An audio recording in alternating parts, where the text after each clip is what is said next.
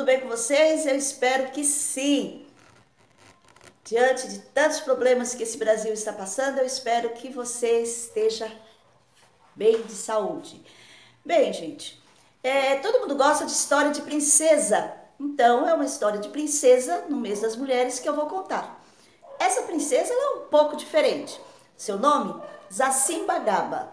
Zacimbagaba era a princesa da nação Cabinda de Angola.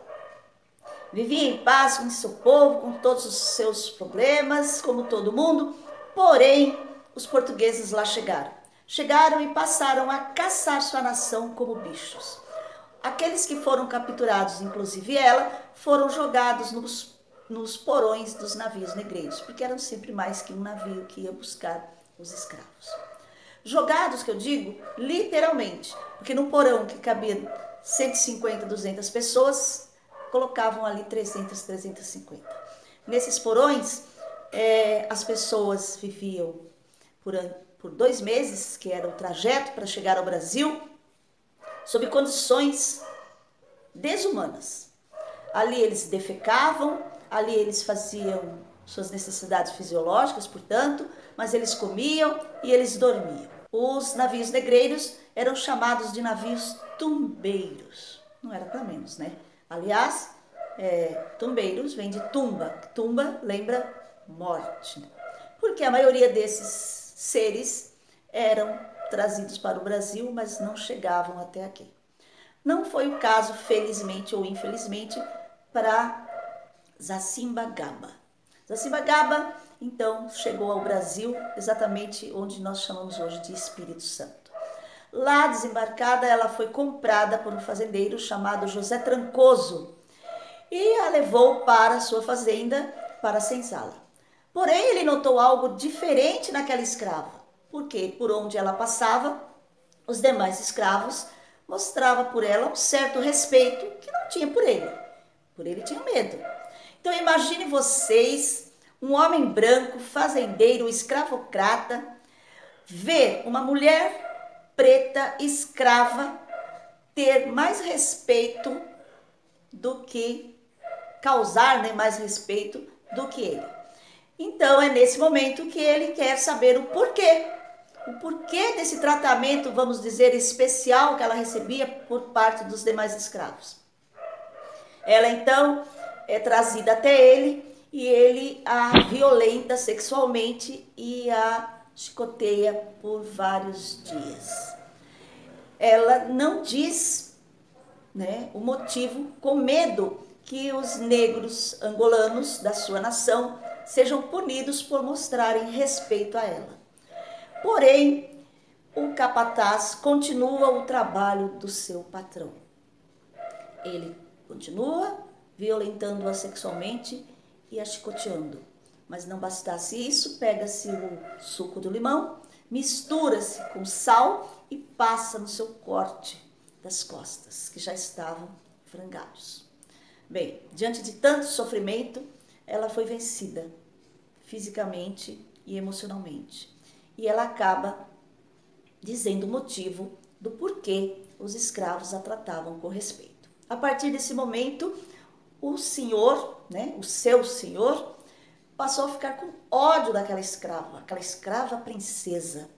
E ele a proíbe de sair da casa grande, mas manda o seguinte recado: se algo acontecer com alguém da sua família, ou se tentarem retirá-la de lá, a primeira pessoa que irá sofrer as consequências será a princesa.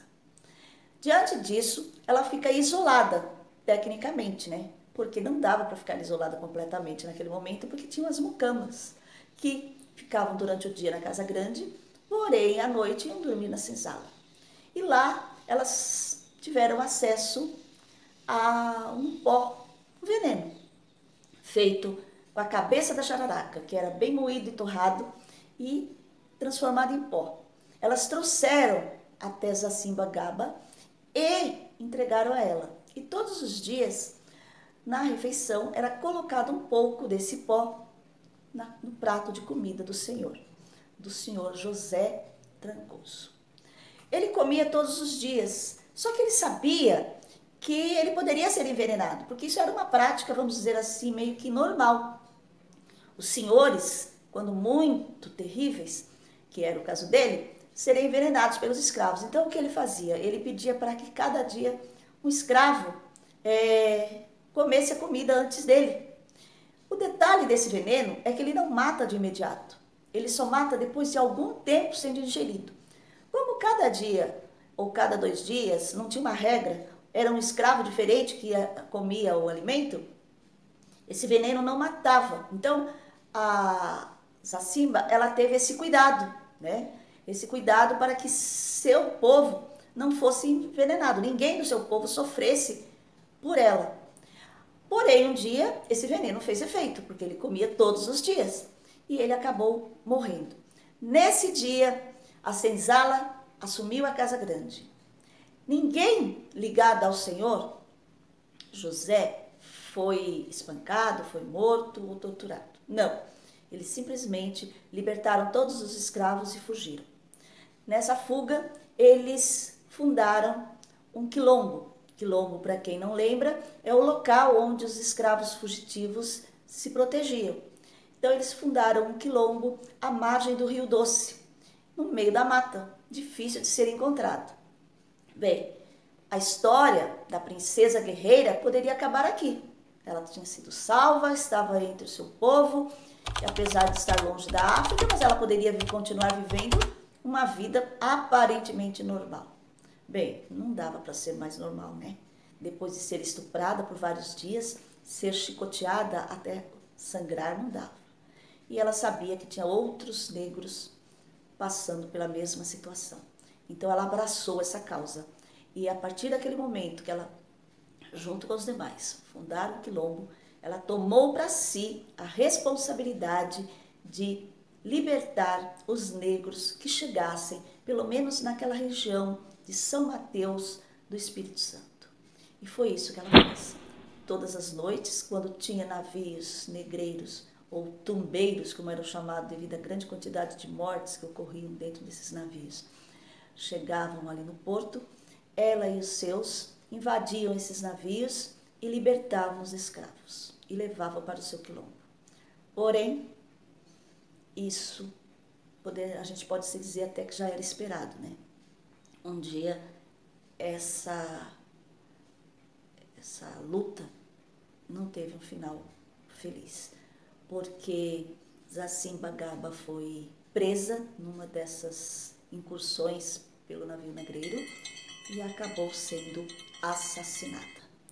E assim termina a história de uma princesa guerreira, mulher, preta, escrava, que não se deixou, em momento nenhum, ser vencida pelo poder do homem escravocrata, que não se entregou e que mesmo depois de livre, não se negou a continuar lutando por outros que estavam na mesma situação que ela.